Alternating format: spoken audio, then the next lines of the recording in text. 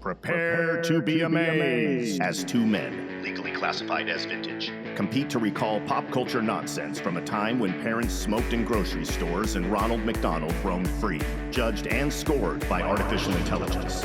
Chris and Jeff sift through the glorious wreckage of a gleefully neglected childhood, hoping to find meaning. Nice pull, because if we don't remember this crap, you know damn well someone's gonna try and reboot it and make it way worse.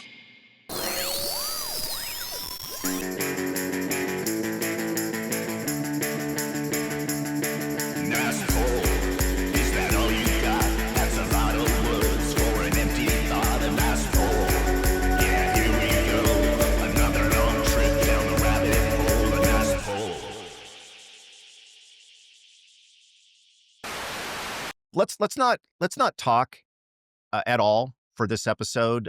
Let's not talk? No.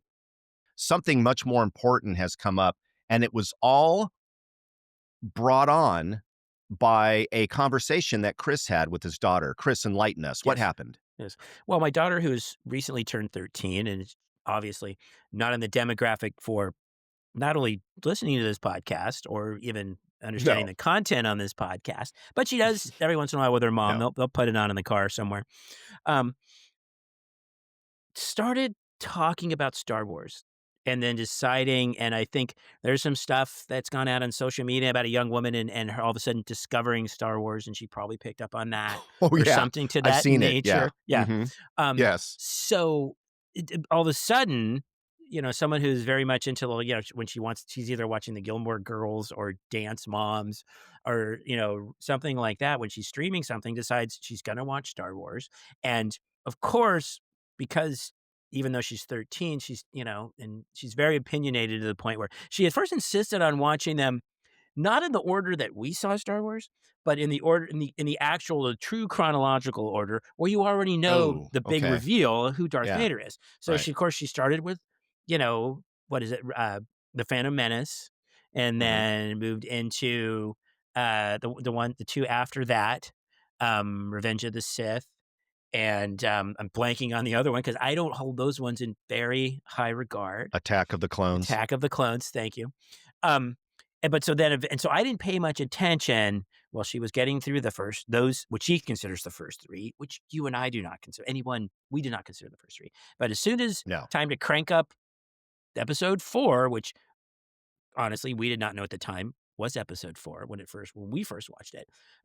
So 4, 5, 6 got through those, and it's just sort of like, wow, she's indoctrinated. She understands it now. She understands the references. She has her opinions about Star Wars and why it was cool and all the things that, many of us had geeked out on for over the years. But then out of the blue, I talked about my appreciation for it and what I like best and my characters. And she started asking about Star Trek. Because again, she's heard it, she knows the references, and starts saying, so what about Star Trek? Should we watch some Star Trek movies? It's just like, is Star Trek like Star Wars? And I immediately had to say, ooh. Right. No, it's not really at all. And it's like, well, do you like it? It's like, yes. Will I like it? It's like, that's a tough one. But immediately it's like, well, and so then finally, the kicker, the question that is starting this conversation, which is better? And I'm going, literally depends on who you talk to, who you ask. And so then I thought, I know somebody I could ask. And any who, which is better, or what do you like better and why? And again, knowing that you and I have a very, congruent likes and dislikes on certain parts of pop culture, on a lot, actually. I think we agree on a lot, but then we definitely split apart and go down different roads in other topics. And I thought, Jeff, Star Wars versus Star Trek, who you got? I'll start right there when you think about those two.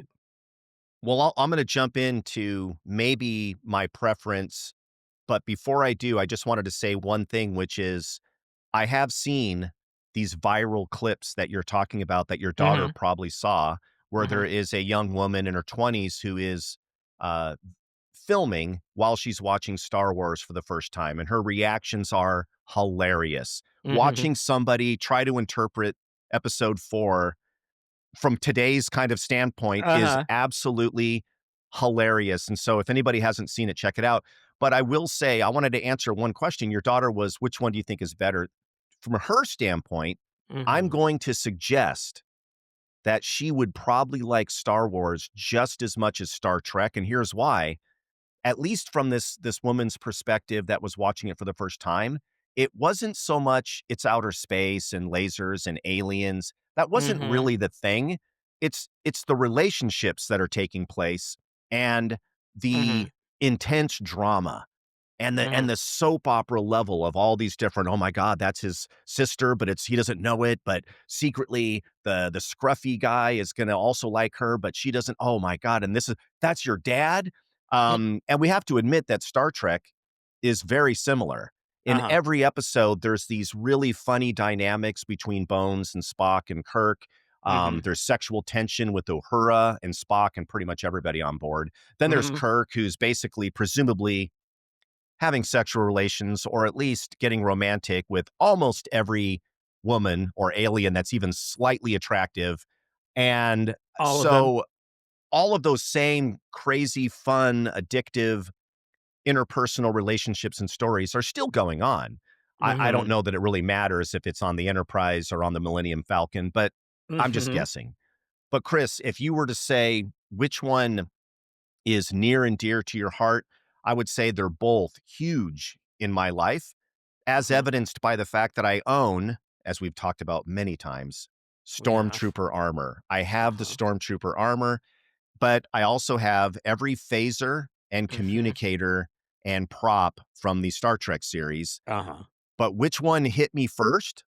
Mhm. The first one was Star Trek. Before Mhm. Star Wars even came out, before you and I had our minds blown in 1977, I was Mhm. already a Star Trek fan, watching the reruns, Mhm. going to the store and building the models of the Enterprise and the space station and dreaming of being in outer space. So I'm going Mhm. to choose Star Trek. What do you say? Those are all great points. And again, I find it very relatable in the sense because but you already kind of touched on it, which already kind of nudges for one a little ahead of me than the other is by the time you and I started watching Star Trek, and we both had older brothers, and we both had Yeah. that influence of maybe it was on, and but you looked at I think Star Trek was pretty much off the air when we were still in diapers, right? Yeah. Thereabouts, Oh, or yeah. about that time where we were learning, and so by the time we were watching Star Trek, we didn't see Star Trek when it was new. We didn't see Star Mm-mm. Trek when it was like a hot pop culture thing. We saw Star Trek as, 4 o'clock reruns on Channel 13 or whatever. And we got to see and the thing is, we got to see all of them because I think there's only 79 episodes or something like that. Mhm. Um, Mhm. but it was all and there was already clamoring. I think I knew by the time because I think it was a controversial cancellation at the time back in the late '60s. There was already grumblings about, oh, they're going to bring Star Trek back, or they need to bring Star Trek back, which they did, and we can talk about. But for me, and I appreciated it. I appreciated the characters. I had action figures. Captain Kirk for so many reasons. Was that I don't wanna say he was a role model because I don't think we wanna be the biggest horn dog in the galaxy, but he had a lot of other characteristics that, we liked. Also, a girdle and a hairpiece and really, big at overacting. But you mentioned the supporting characters, everything that, and again, we were probably too young at the time to know that a lot of the stories were allegories about, racism and prejudice and everything else. Um, but for me, and I loved it. I loved knowing even then realizing, "Oh, that guy's on the red shirt in the landing party. He's not getting beamed back up. He's gonna die." Um, but I think it was Star Wars because, again, we saw Star Wars when it was new. We saw Star Wars when it was fresh.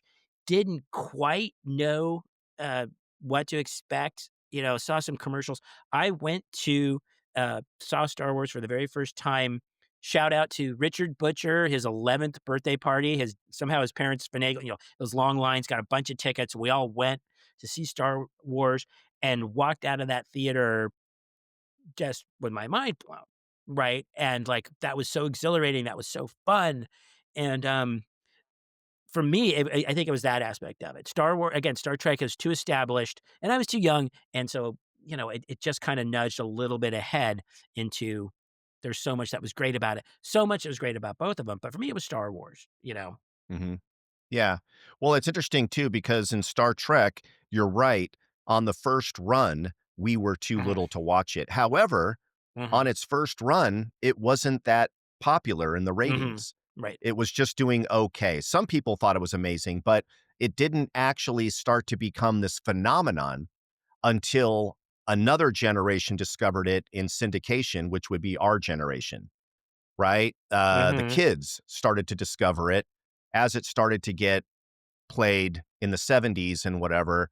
So Mhm. weird that the first run, again, we talked about this before, championed by Lucille Ball Mhm. of, and her and her husband, of course, had, well, it's Desi, Desi I Arnaz. forget Desi Desi Arnaz, but Arnaz, I right. can't remember the name of the studios for some reason. It's Desilu. escaping.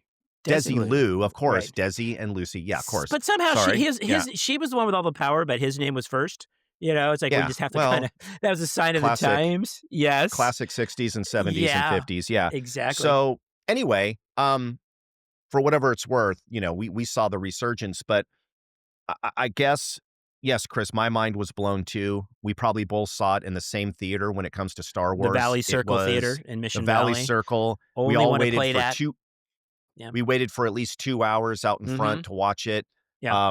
My mind was absolutely blown, and I still have the memory. I'm sitting next to my older brother, and Mhm. next to him, my cousin, and none of us are prepared for any of it. And again, as soon as Princess Leia's ship shoots by and you're like, "Oh, okay, that's pretty good special effects." And then Mhm. here comes the Star Destroyer and it just keeps coming Mhm. and it's just going and going and going. Mhm. And again, I think we might have mentioned this, but you could hear the entire audience let out a collective gasp of, "Whoa." Yeah. Right. It's just like already you're just like in it. That's all great, but by the time I was in that theater, I was already hooked by Star Trek. And I think one of the biggest differences between those two imaginings, right, is in Star Trek, it's rooted on what humanity from the planet Earth can achieve.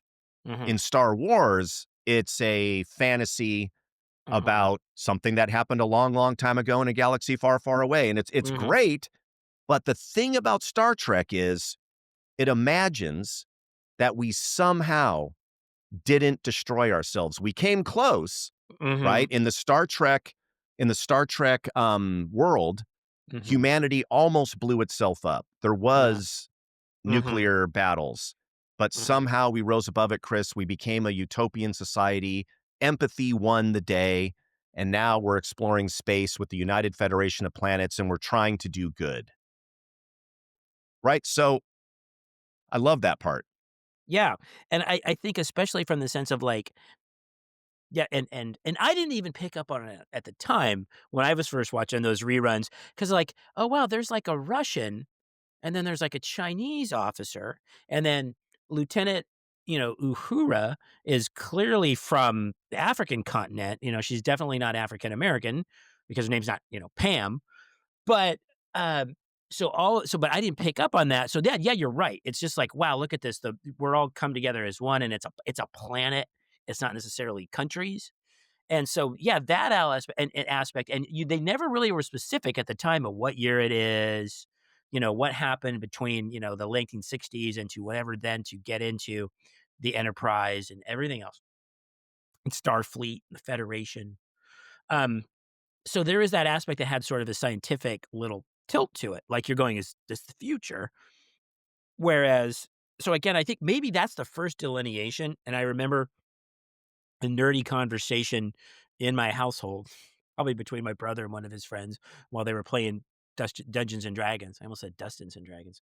Um, uh, science fiction versus science fantasy, right? Because science, Star Trek did have like with the phasers and the tricorders and the communicators. Hey, I guess we're one for three, right? We definitely have the communicators that we carry around with us all day long.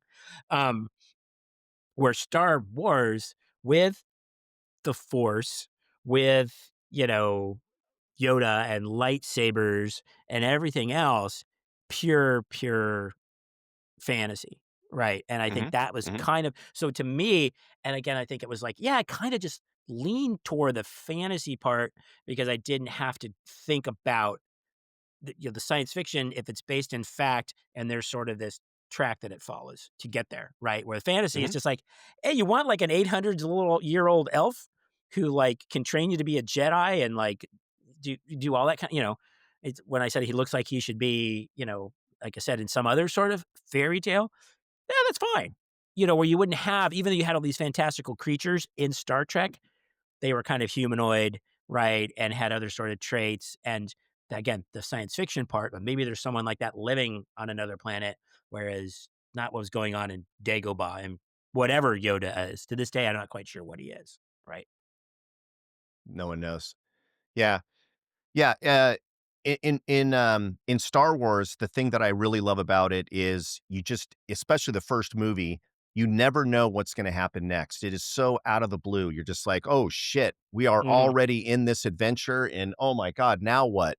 And your mind is just continually blown by every new concept and everything that happens. But at the end of the day, it's really just a Western in outer space. Mhm. Right? It's all Mhm. and it's almost and in a way, it's almost like a World War II film that you would have seen, post World War II film that you would have seen in America, where here come the good guys, and it's the Mhm. Allied forces against the Axis powers, Mhm. and Darth Vader, for God's sake, is even wearing, right, a German Yes. soldier's helmet Styled, for right. it's not even and I think we might have mentioned this before, but the blasters are Mhm. actual German Mauser Mausers. pistols that have been Mhm. modified. Mhm. So, anyway, The very thinly uniforms. veiled. Yeah, and Yeah. stormtroopers, good Mhm. God. I mean, that was the Right. SS, right? The stormtroopers. So, Right. anyway, it's very much a World War II movie. The Millennium Falcon is very much like a bomber. You literally have the gunners and the turrets, "Dit, dit, dit, dit, dit, dit, dit." Mhm. I got one. Great job, kid. Don't get cocky. Mhm. And one of the greatest lines in movie history was just when Han Solo is like when Luke is touching the controls as Mhm. they're trying to navigate through hyperspace, and he just smacks him on the Mhm. on the wrist. Yeah, traveling through hyperspace ain't like Right. dusting crops, boy. It's just like if there was ever a bigger understatement Uh, in I the tra- I don't know, that line, there's just so much to it that cracks me up. No shit. if you'll notice, Luke pulls his hand back like, "Ow!" You know what I mean? Like, "Oh, come on, you little wuss." Because he Yeah. wasn't expecting to get Yeah. a literal hand slap, But I think Yeah. you look at this, but I think that's interesting structurally, but then Star Trek had that whole part where it clearly was a military style, force and you had ranks and officers and first officers and chief medical officer and all that kind of, again, structure to it. And even the Klingons had that, right? They had higher ranking Klingons and admirals and all the rest of that stuff. I always wondered what happened to the Klingons who just kind of they'd look like slightly different versions of Vulcans on the show, but by the time you got to the movies, they had like these giant heads, and I guess that was just a They budget thing. they look like very tanned Oh, Greeks oh, is what they look like to me, right? They just look like uh-huh, guys that would be on the island of, whatever, and hanging out with right. some yogurt dip and just a very deep Some tan. tzatziki sauce and don't get me Tzatziki sauce, yeah. don't get me started on the Romulans, right? Because they just look like Vulcans that needed 10 more minutes in the oven. Um, Well, that's yeah, they were well said. uh, They're related to the Vulcans is that's why, true. if you go into Okay, the that's true. lore. Okay, see, all right, But you're okay. right. But you're right. Star Trek was very you're made very aware of rank Mhm, and position, and everything is done with military precision. But what mhm, I do love about Star Trek is especially the very first series, which yeah, it's totally campy, it's over the top, the special effects are very mhm, cheesy, but say what you will about William Shatner's acting technique. Those actors, mhm. without exception, they bought into that role Completely. so heavily that you in the audience could not help but buy into it as well. He could be holding a fucking styrofoam ball with gold glitter on it, and by God, you would Mhm, believe that this was the orb of albatross that was sent down from the heavens that had a, nuclear core inside of it. You just mhm. couldn't help but believe in it, and the rapport. and the subtleties, the emotional relationships between Bones and Scotty and Kirk, Mhm. and again Uhura. It was so much fun to listen to, and you know, right, Chris? We laugh about it now, but in those episodes, they usually ended with everybody laughing Mhm. and getting back to their original personalities, and Mhm. it just had heart. That show had so much heart to it, in my opinion. It did it, and the characters, you knew, you just touched on it, you knew what to absolutely what to expect from each one of them, and they all had, and "Damn it, Jim, I'm just a physician," and all of these things, and "I need more power," and all these things that you could expect to come out from Scotty, from Dr. McCoy, from Mr. Chekhov, who, again, I didn't really touch on at the beginning when I first time I watched it. He was, like, supposed to be this kind of impetuous, rash Russian kid. He was supposed to only be like, "Oh, he's just a kid," and I go, "Oh, really?" But they were all adults to us because everybody was an adult at that point. We started watching it. But you're right. They sold it 1000%. They sold the scripts. They sold the fact that they're on a sound stage with a red sky. You know, the episode where, is it a Gorgon? The big, like, the lizard guy that Captain Gorn. Kirk Gorn. I'm sorry. Where it's like it looked unbelievably ridiculous and exhilarating at the same time as he was fighting that guy. You And you learn pretty quickly in that episode that to escape the Gorn, all you would do is have to walk a little bit fast. Not even run, not even jog. the Just pick up the lumbering, pace a little bit, and there's no way that thing, and also, because the mask was like papier mâché, uh, and he couldn't turn there's his head. that Yep. thing couldn't even see you half the time. If you just walked behind it, it would think you had fucking disappeared off the planet. It wouldn't Or even know. if you walked Right. a little faster in, like, a zigzagging pattern, he would just be worn out from trying to turn his head so he could see you, right? Or if you just walked to Yeah. his immediate left or immediate right, he had no peripheral vision. Yeah, And you talk absolutely. about Chekhov, the young Chekhov joining the team and representing Russia, and this, of course, is during the Cold War, so it was a big deal having a Russian on board. You know the reason why that specific actor looked that way, right? And what they were trying to do? I Did you don't. ever hear that I story? did not. Please enlighten me. He was supposed to look like Davy Jones from the That's right. Monkees. Okay. Yeah, he had. Yeah, yeah, you probably heard Yes. that, yeah. Yeah, he So he had the jumped. same haircut, and all the girls were crazy Yes. for Davy Jones, and this was a way to hopefully boost the ratings a little bit.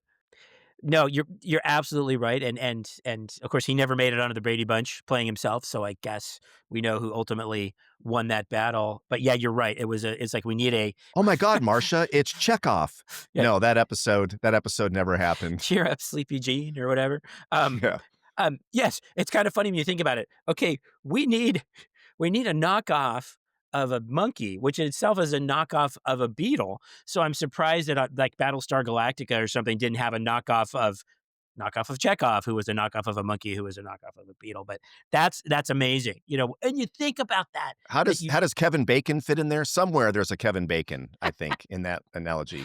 right, You're on but your sixth degree, yeah. yes, but to shoehorn that in there, it's like, hey, yeah, again, we can always go back to the writers' rooms on everything we've ever talked about. It's like, okay, all right, we need to figure out a way to get somebody that's like a monkey. We can't get Davy Jones. Can we get a Davy Jones adjacent kind of character, right, in here? And they pulled it off. His haircut wasn't a total Cousin Oliver haircut, but it was Mm-mm. getting there. It was Mhm. Cousin Oliver adjacent.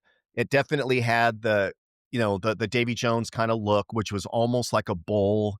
So Mhm. again, Star Right. Trek is dipping in the ratings. Let's get Cousin Oliver in there like they always do. Send in the bull haircut, and this was no Mhm. different. Yeah. They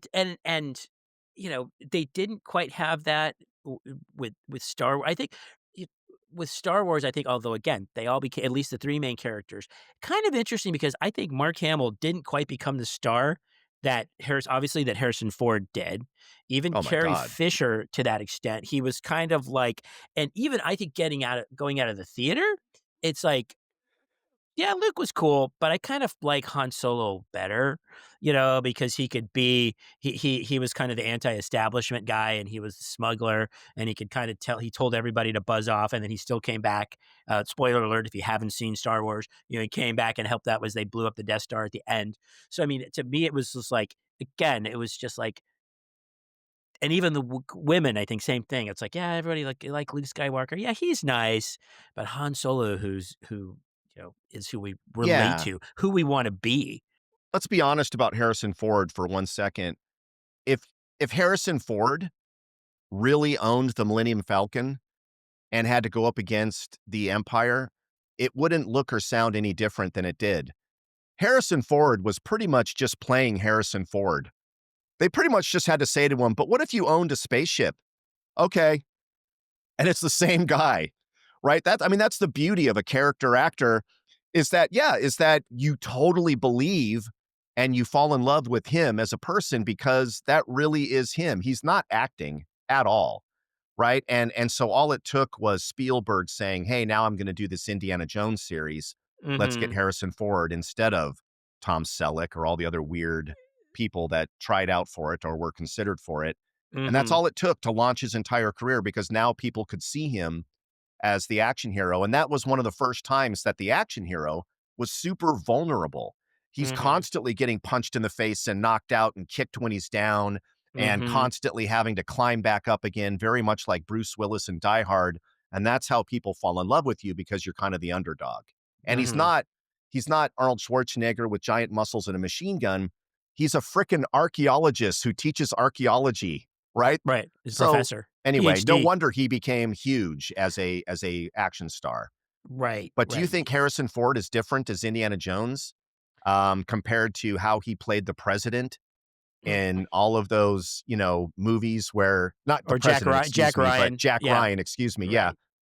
No, Not really. same No, guy. that's a Yeah. great point. And so he's carved out a career as Harrison Ford and done extremely well with it.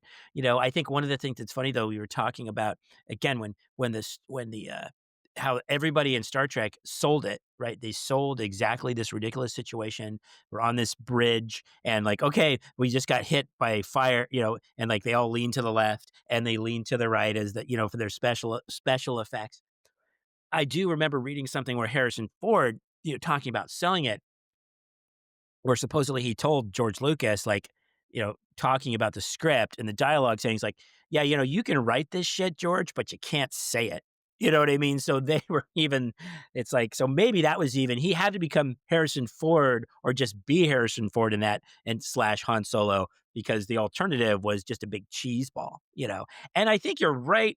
That vulnerability. I'm sorry for a sentence too. It's like, hey, at the end of Empire Strikes Back, where he's like frozen in carbonite and he's basically it's kind of screwed, basically, to put it, kindly. That was we hadn't really seen that either. It was just like it was great as a second part. It was great that cliffhanger. It was like, oh shit, we got to wait 3 years for the next one. But there was that sort of there was no tidy tying it all up and like in a neat little bow. And the good guys, we knew the good guys would win, but just not right away. By the way, I was in a movie theater watching Empire Strikes Back. And this is back in the day when they had obviously giant film reels and a real projector up in the booth, as we all know back in the day. And that movie was long enough that it had two reels. And the manager of that theater knew that the second reel wasn't there in the theater. It hadn't arrived yet. But he took a chance and he went ahead and let people in to watch the first half of it. And I was one of those people. And as soon as it comes to the break where the next reel is supposed to come up, he had to come out into the audience, Chris. Can you imagine? Uh, I am so sorry. um, You're going to all have to go home now. I hope you enjoyed half of the movie. And I hope you enjoy coming back at a later date to watch all the shit you just watched. And then you get to see the rest of it after having waited 3 years. Fuck you. Good night. That's literally what so what he's basically saying. What? did they give you like a ticket or something or what? I mean, what the hell? Yeah. But Okay. Chris, they could have given you $1 million. And for some of those people in the audience, it wasn't enough. There was a person openly weeping in the first row, just like, no, it was mind blowing. Talk about the worst mistake you could ever make. Right. Anyway, I just love that Wow. story. Yeah. Wow, that is Yeah. and speaking and then since you later on, not too much far later, you started working in a theater. That must have been, Yeah. again, that was an interesting anecdote you had for your theater It was experience. legendary amongst the other, projectionists that I met Mhm. later on in the late eight not the late '80s, but the, about '85, where Uh-huh. they all knew what happened. They all had heard that story. It was just legendary. Why would they do that? Chris, I was gonna go back to Star Wars for a second Mhm. and ask you, now I just saw that Star Wars Episode 4, A New Hope, is Mhm. coming back to theaters. Did you hear about I this? did. The original Yeah. non-altered version, Han shoots first. They don't add that big sort of, like weird sort of. Right, right. They don't add, and at the end when the Death Star, because in the whatever extended or ultimate version or whatever, they added some weird sort of ring around the Death Star when it blew up. The ring's not there. That is finally that's kind of cool. The whole Han shot first argument. Hey, a little more validation. I've never seen a bigger, as my British friend would say, controversy. Never has there been a bigger controversy than George Lucas not liking his original cut, actively going out and destroying every VHS he could find of the original cut, erasing it from human existence, and then only doing his director's cut on all the DVDs and basically just, like I said, erasing history. You are not allowed to watch Star Wars the way that it was cut when you were a kid. We have to Mhm, watch the extra scene with the Jawas on top of the little dinosaur creature. mhm. We have to watch all the, and it's all B-roll. It's all filler stuff that Yeah. he just, and the a little bit of an extended cantina scene with a few Mhm, more aliens, and they look a little bit better. And mhm, it's like none of it matters at all to the story. But mhm. how cool to be able to watch it the way you remember it as a kid without all these extra little things in it, right? Right, and even or and Jabba was just hurt. You didn't see Jabba the Hutt, because Right. again, we recently again, and when my daughter's rewatch or my rewatch and her watching, Episode 4 for the first time, it's so poorly done because obviously they didn't know what is Jabba gonna look like? They hadn't figured it out, and then they did Empire Stri they did the sequels, and they figured, "Well, now we gotta, we have a Jabba." So they put this Jabba in, and it's so bad to the point because it's very clearly just, like, green screened in, and Harrison Ford is talking to Han Solo is talking to Jabba and pointing his finger at him.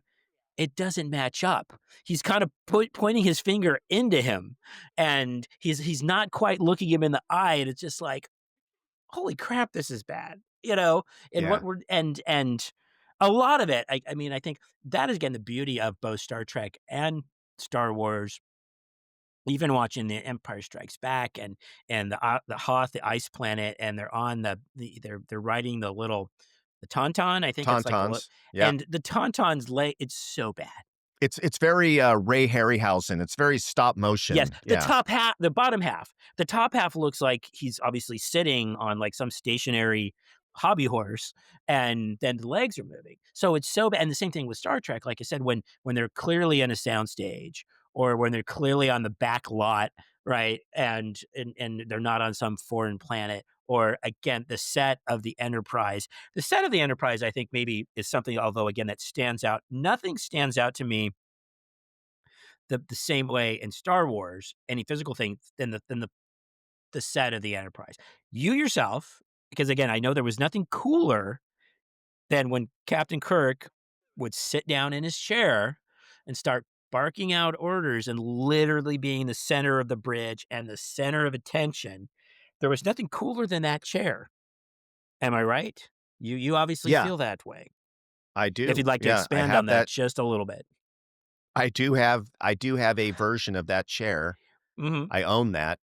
And, I bought on the interwebs all the little parts and pieces Oh, that go geez. with it, the little Okay. control I buttons, didn't check that and out. so it has been a project on the back burner for a while, but my son, who indulges me a little bit, he and I are gonna rebuild the chair, bring it back up to specs, and add the Mhm. little bells and whistles, but yes, that chair is pretty iconic, and for Mhm. me, it's just fun to sit in it and just be a nerd and nerd out on it, but I Mhm. do have that chair, and what I really loved about Captain Kirk's character is, say what you will about the extracurricular activities, he was a guy that would, much like Indiana Jones, he would find a way to win every Mhm. time, no matter what the odds. And my favorite in Star Trek lore is every new cadet, anyone that joins Starfleet, ultimately, Chris, you know where I'm going, you have Mhm. to go through a simulation Mhm. where you go into a room and it's a simulator as if you're being attacked by the Klingons or the Romulans, and you get to command the bridge. And it's Mhm. called the Kobayashi Maru simulation, Mhm. and it's a no-win scenario. There's Mhm. no way to win. The only thing that they're looking for is how do you handle a no-win scenario? How many lives can you save? What sacrifices are you willing to make to at least come out of it the least damaged, hopefully saving the most lives, but not, you're not going to beat the Romulans in the simulation or the Klingons, right? So Mhm. what does Kirk do? The Kobayashi Maru, he wins. Mhm. He's the only cadet in the Of entire history of course. Starfleet that beat them. And of course, Mhm. how did he do it? He cheated, Yes. right? I I was don't gonna like say to, and he's it's very and the exact, resourceful. He's yeah, resourceful, Jeff. and the exact line is, "I don't like to lose." You know, Mhm. so there's just something about that character that I love. You can't help but fall in love with Captain Kirk, and Mhm. he actually has vulnerability to him. He does have something about him where you do believe that he cares deeply about the Mhm. lives of every single person on that bridge and won't make anyone do something that he wouldn't do himself. I don't know. It's like I said, once you get past the campiness of it, it's got a lot of heart. And it's addictive to watch. Absolutely. And I think there you could draw the line between Captain Kirk and Han Solo a little clearer. Because what is Luke running around? Train me. I want to learn the ways. I want to be a Jedi. I want to, you know what I mean? It's like, what do Hmm. I have to do? Hmm. Whereas, Kirk and Han Solo to a certain extent, it's like, what do I have to do? Yeah, I don't wanna do that. There's gotta be another way, you know what I mean? So again, the resourcefulness, finding another way, getting to, "I don't like to lose." Han Solo saying, "Never tell me the odds," right? When he's told, like, it's will be a lot, Yeah. C-3PO or, tells them about the odds of getting through this asteroid field, "Never tell me the odds." And that sort of thing, so that sort of the brash, and again, I think you still see that into the anti-hero, whether it's Maverick in Top Gun or whether it's Don Draper in Mad Men. You see the sort of lineage there where it's just like, nope, I'm the likable, I'm the anti-hero, I'm the guy that you like, but I'm dangerous and maybe I make mistakes and I don't always do what I'm supposed to do. But unless you're a super uptight, rigid Boy Scout, that's okay. And I think yeah, we learned that again. Star Trek. So Captain Kirk was definitely the sort of the forefather, I think, of all of that sort of thinking and all of those sort of depictions in God various movies and comic books and TV shows and everything else. And 100% appreciation for Captain Kirk on that. Yeah, amen, man. And I think the filming style on Star Trek, they had the luxury of spending a little more time with a character, a slower Mm-hmm. zoom on their face as the character is thinking. Um, Whereas in Star Wars, things have to move pretty damn quickly. So an example would be, Chris, I was just watching an episode the other day that was one of my favorites of all time. It's called the Corbomite maneuver. And the Mm-hmm. Enterprise is up against an unstoppable alien ship that is manipulating the Enterprise. It can run circles around it. It can power down the Enterprise. It can do all kinds of crazy things. Mm-hmm. And they know they're fucked. They are effed. And they know Mm-hmm. nothing about this alien. And the alien's basically saying, "You are my prisoner. I am giving you X amount of minutes to make your decision. And then I'm taking you to my planet and you will be my blah, blah, blah."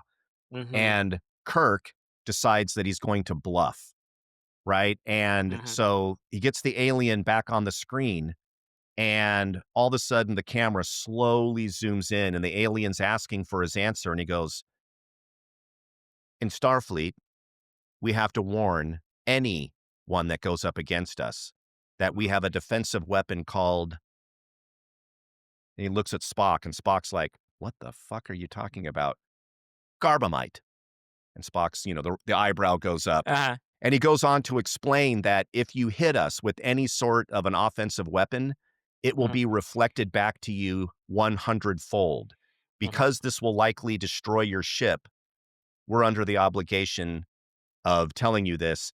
And as the alien is speaking to learn more about the Corbomite, Kirk goes, and they cut off the transmission. And he just goes, let him think about that for a moment. And it's just it's so dramatic, but Uh, as an audience member, it's mhm. like a soap opera. You're drawn in slowly to these things that are happening because it's TV, right? Mhm. Whereas in Star Wars, I think that maybe the one downside to it is we expect so much action in Star Oh Wars my that god, you don't yes. really ever slow down. I like Han Mhm. Solo. He's the scruffy guy and she's the no-nonsense princess. But are there ever really any lengthy, thought-provoking, get to know their emotions and zoom Mhm. in on them and marinate for a while? Never, Mhm. in my Right. opinion. So No. different format, and I think it draws in the audience a different way. At 100%, and I think and Star Wars, there's just you touched on it, there's just too much happening, and the attention span and almost to the point where it's just like, "Wait a minute, what?" You know what I mean? Where you kinda it's so much is crammed in, and at least now in the generation, it's like, I need to rewind that scene because I looked down for a second, or I need to go, "Well, wait, who was that guy again?" And then especially as the sequel and they're trying to sort of tell the story backwards as the sequels came on, the second trilogy, and then that third trilogy, which was even more of a mess, and to the point of like, "Okay, wait a minute, because now you're telling me that, like, C-3PO and R2-D2 have been there the whole time, but they don't remember from the episode 4, and so I think sometimes they couldn't even get out of their own way, which I think and Star Trek moved a little bit slower, moved a little bit more deliberately, but gave you time to think, and I think, like you were noting, and then to get to know the characters a little bit more, where sometimes it's Star Wars, I'll admit it, can be exhausting. Yeah, I suppose. And I think one of the greatest situations where they have to go back to the previous film to rethink what they're going to do on the next film would be the age-old dilemma of Luke being sexually attracted to his own sister. I think that is some thin ice that you are navigating, right? And so when somebody decides to write Empire Strikes Back and they're like, we're going to Mhm. reveal that Luke and Leia are brother and sister, the whole audience is going to do the same thing. Collectively, at that moment in that movie theater, they're going to go, wait a minute, Uh, hold on. And they're uh, all going to be thinking back to A New Hope and going, uh-huh. how hard did they kiss? Was that kind of a tongue kiss, as I recall, or was that more of just a soft kind of I respect you kind of a thing? And if you look back, no, Luke is horny for Leia. I'm sorry, but I'm just going to say it. He would love to have closed that deal if he could. He leans back and puts his hands behind his head and looks very satisfied, and to the point of like, you know, it's a little bit, and so that's when you have to say, it's like, "Time out. You didn't fully think this through. You did not know when you were writing episode There's no 4, which way. was the first one, No. you didn't know you were going that direction, because Yeah. you would have made that choice." She would have kissed him on the cheek and it just would have been, I admire her. But no, Luke would have gone for it, man. If they were back in Mos Eisley after a couple of drinks of spiked blue milk, dude, he would have completely gone for it. He would have gone for it big time. Don't tell me, don't tell me, you know, because from the beginning, when he saw the hologram, it's like, "She's beautiful." It's like, that was part of his motivation. That was, if she weighed 230 pounds, he would have been like, maybe we should help her out, or I don't know. I gotta go see what's going on. What's Biggs up to? I'll go see what's happening see if he's home on leave. Whatever. Right? It was Right. like, that Yeah. was part of his motivation, that was part of the beautiful, "Let's go rescue the beautiful princess." And Yeah. then and then to have an audience collectively go, "Oh," and the second one, and then to yeah. Maybe he should have, if the force was that strong, maybe he should have felt that in the force. Maybe he should have gone. Well, the force was definitely strong when he saw her for the first time. I'm just not going to say where he felt it, but it was strong with Luke the first time he saw her. Mhm. Yeah. So yeah, that's an interesting dilemma. Now, Chris, I do want to make one more, maybe a suggestion, but you might have already done this. Maybe you're way ahead of me. In the Star Mm-hmm. Wars world, they have created one of the greatest series of all time. I know Breaking Bad, I get it, and all these. I get it. It's a strong thing for me to say. Is this the greatest series of all time? Maybe not the greatest of all time, but it's up there, man. And it's called Andor. And people are sick of hearing about it, but they took Star Wars and they went ahead and really explained more about the Empire and more about the sacrifice that all of these thousands of rebels went through just to be able to fight the Empire, to get the Mm-hmm. plans to the Death Star, and even have a hope of blowing it up. And the tone is 180 degrees away from the normal Star Wars. The normal Star Wars is, hey, we went and saved the day. Look at us, and we're fighting, and it's only 2 or 3 people that ever matter.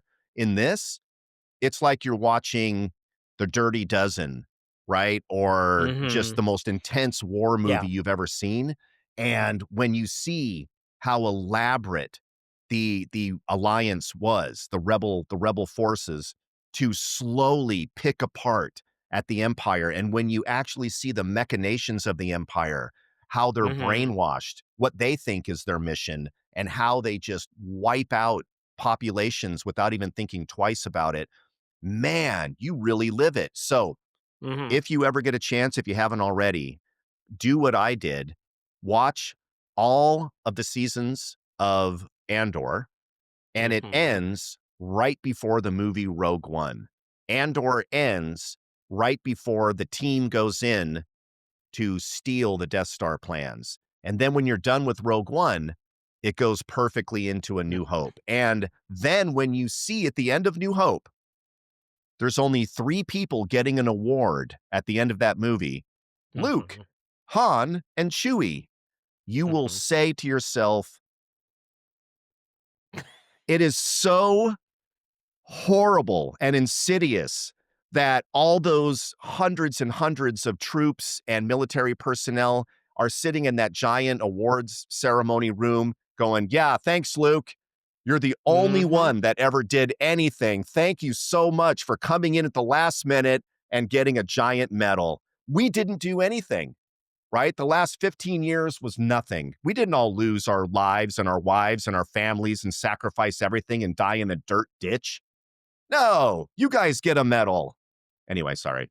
At the same time, Jeff, at the same time, there may not be a more accurate depiction of real life when you've got an entire group of people pulling together on a common goal, and there's those few out ahead, whether you work for a large corporation, whether you work in media, whether you work in the military. It's just like, yes, we did it.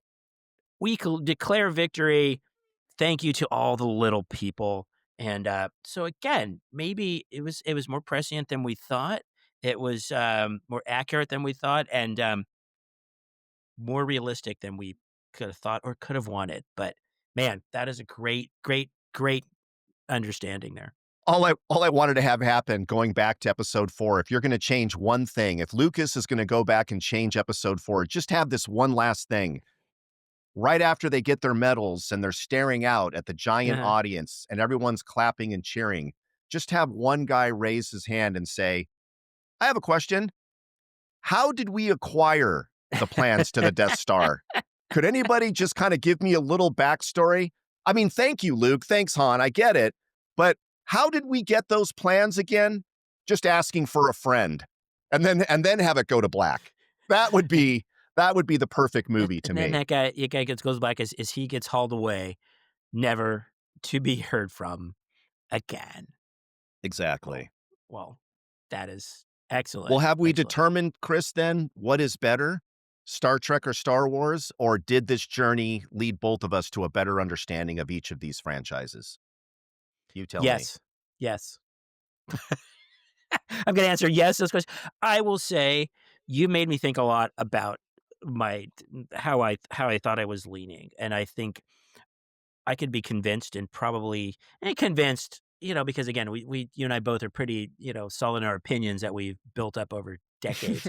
Yeah, Um, that's for sure. I could say because maybe here's how I can best sum it up in the sense is like to me, and I kind of again having this conversation with my daughter, and if she's going to want to, I don't think she's going to. And that's another thing too we need to really talk about. There's so much left, once everything was revived, and there's so much that is you've at least finally made an argument for the content of Andor being worthwhile, where there's a lot of arguments about all the other stuff that came after Star Wars, but again, all the other franchises for Star Trek.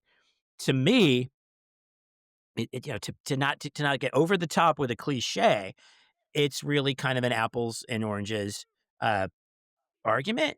At the same time, I can have the ultimate cop out and say I like both apples and oranges. You know, Yeah, right. Yeah, yeah. so I think you can like both. I think you can't. I don't think you could ever convince me that one was or maybe not convince me that one's better than the other. Yeah. It's everything about it, the time they were made, the storytelling, the themes, even the formats. Star Trek was always, even though eventually came movies, it was a show. It had to do it all in an hour every week. Um, so I just got more to think about now, and it makes me really reflect more on it. I think I will always kind of lean towards Star Wars for that simple reasons because we were there when it came out. Again, maybe if we were the same age when Star Trek came out, to me, I would have had that inherently. Well, that's the one I really remember when I was a kid. Yeah. Because I think the influx of seeing something when you're 11 as opposed, brand new, as opposed to seeing something when you're 6 and it's old and it's already been hashed and rehashed and everything Mhm. else. So my long-winded answer is, man, I don't know. Like I said, it's apples and oranges. I like apples and oranges equally, although I hate apple juice and I like orange juice. So maybe that's my answer. I'm not going Hmm. to tell you which one is the apple and which one is the orange, but it's probably Star Wars by a Well, hair. By a you hair. broke my brain. I'll have to ponder your answer as much as you'll have to ponder Star Trek versus Star Excellent. Wars. But I do hope that you will at some point see if you like Andor, check it out. Yes, I will. And then I'm very curious on the next episode if we discover that your daughter saw that video that I'm talking about, and Yeah, that was what got her that's interested. my I'm just homework assignment. curious because it does seem, yeah, very coincidental, right? Because I know there's been Mhm, a resurgence in Star Wars in that age group. So anyway, mhm. well, cool, man. What do you think, Chris? Until next time, May the force be with you, Jeff. may the force be with you, Chris.